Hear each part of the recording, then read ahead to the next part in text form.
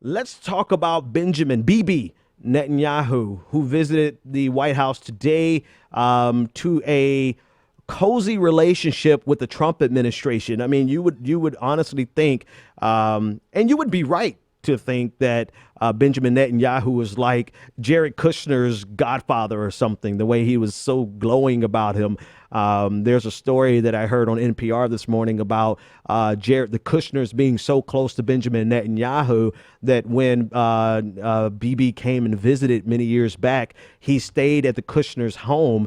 And not only did he stay at the Kushners' home, he stayed in Jared's bed, and Jared had to sleep on the couch. So it's like, well, Jared Kushner is the man when it comes to Benjamin Netanyahu. And that was evident today. But that's completely besides the point of what we need to discuss.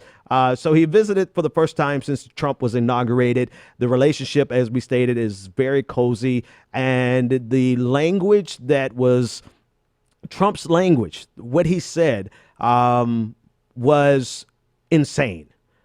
Insane in context of where America has stood for since '67 for the longest time.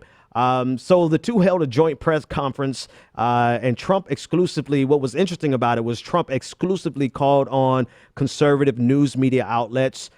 This was to avoid any questions, any real questions, first of all, but particularly any questions with regard to Michael Flynn and with regard to the four staffers that the New York Times claimed had regular communications with Russian intelligence officers during the election.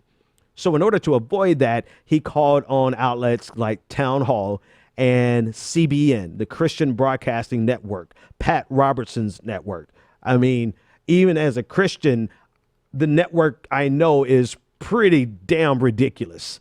Like, even as a kid, before I became a skeptic, I knew CBN was pretty much ridiculous propaganda. But that's who Donald Trump decided to call on, and they didn't disappoint him. They asked highly frivolous questions, and even with Justin Trudeau, he only asked questions from the Daily Caller and Sinclair Broadcasting. So Donald Trump is employing the tactic of calling on only on friendly outlets, conspiracy theory outlets, people who will pander to his conspiracy theory side. But in terms of the content and the substance of what was said, he had a couple of key statements, and I want to quote him directly. He said, quote, this is Donald Trump. He said, quote, "I'd like to see you hold back on settlements for a little bit." Soft pedaling his previous statement last week, stating that the increase in settlements would destabilize the potential for peace. So he soft pedaled that in front of Benjamin Netanyahu.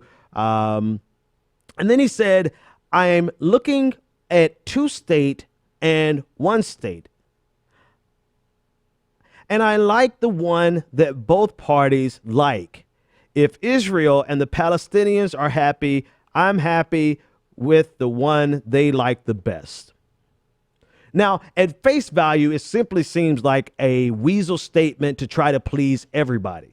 But this completely undermines the U.S. position, which has always been a 2-state solution. And he shifted that as a matter of policy because his word carries weight. Every word he speaks carries weight. And so now the official U.S. position is not a 2-state solution. It's whatever works. Part of me feels like that's 100% intentional. And part of me feels like, can this guy really be this dumb? And maybe he's just playing the dumb card to get exactly what Benjamin Netanyahu would want. Whatever works. Whatever works, well, whatever works for the Netanyahu regime is a 1-state solution. And then they also said, with regard to Palestinians, Donald Trump had the nerve to say they have to get rid of some of the hatred they're taught at a very young age. I don't even know if I have the energy to expend on the hypocrisy of that statement. To look at a people who have been occupied and at a minimum oppressed. I mean, calling them oppressed is being super gracious to Israel. But you're looking at the people who are occupied and oppressed and saying, you need to be kinder. You need to be kinder to the people who are oppressing you. And if you're kinder to the people that are oppressing you, then maybe we could talk about a peace solution. If that solution happens to be a one-state solution, which completely eradicates Palestine, then, whatever works.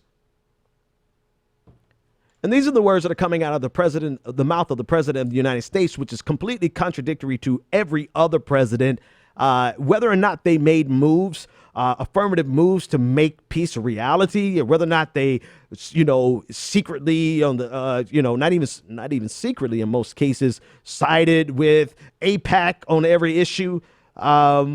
The standing position of the United States has been a two-state solution, and Donald Trump, in one befuddled statement, has undermined that. But, the orange menace giveth and the orange menace taketh away. In the next exchange, when he was asked about the anti-Semitism that has been on the rise since his election, instead of addressing the question directly, he decides to, one, not even say the word anti-Semitism, but two, use that as an opportunity to discuss how well he did in the Electoral College. And then on the side, he said that he will do, quote, everything in our power to stop long simmering racism and other things going on. But he would not say anti-Semitism. So in one breath, he's going to say, well, whatever works for Israel, but he's not willing to address anti-Semitism. It's almost a masterstroke of the relationship, the perverted relationship, the perverse relationship between white nationalism, extreme right-wing nationalism, and Israel, and the right wing of Israel particularly, right? It's almost a masterstroke if it wasn't coming from someone who I honestly don't think he knew about a two-state solution or a one-state solution prior to checking Wikipedia before Benjamin Netanyahu came to town, or whatever Jared Kushner told him over drinks. But again, as we discussed, like with Michael Flynn, incompetence and malice, whether they are incompetent and they do something stupid, or whether they're malicious and they do something malicious, whatever the source of it, the result is the same. The result is the same, is a slap in the face of the Palestinian people, a slap in the face of American policy, past policy with regard to two-state solution, and then a subsequent slap in the face of Jewish people around the world, because he can't even bring himself to say anti-Semitism, nor could he bring himself to mention the Jewish people in his Holocaust remembrance statement. A couple of responses across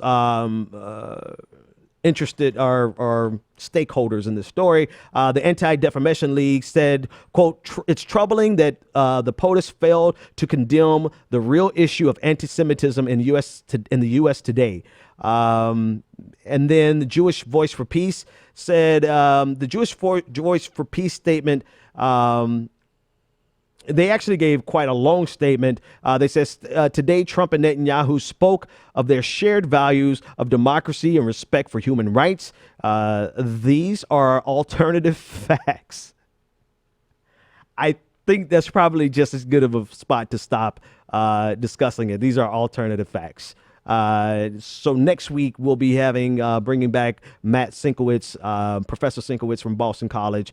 We have pretty good conversations with regard to this. We'll discuss it in depth with him, and also I'll be bringing on either a colleague of his or a counter voice, just so that we could dig into the conversation a little more of a Palestinian guest it's insane.